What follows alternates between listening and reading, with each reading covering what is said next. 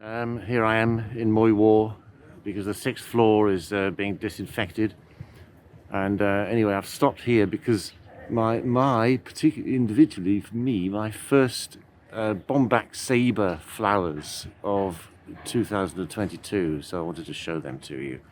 This is Bombax ceiba Mokminshu, and let's have a closer look at the flowers if I can do it without getting run over.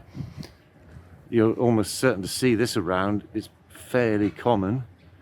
And can I get a zoom in on the flowers? Not a very good one, but as you can see, here we are, February.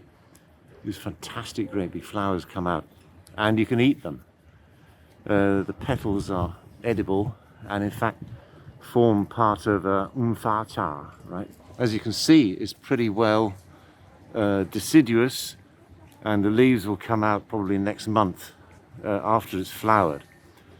And then the flowers in the summer make these amazing great pods, which then release tons and tons of fluffy white seeds. The seeds blow away in the wind, and that's how this tree spreads itself around. The other thing that's very noticeable about this tree is the bark, right?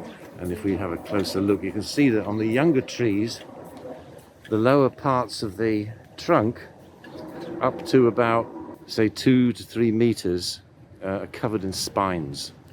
Well, I mean, they can be quite sharp. I mean, if that you don't want to run into that, actually.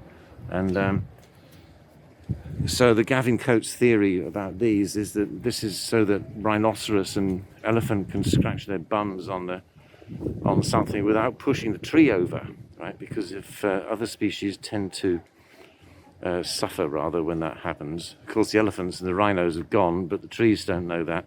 And you can see it's also, just last thing about this, is it's in this ridiculous little tree pit, which has been built up around it.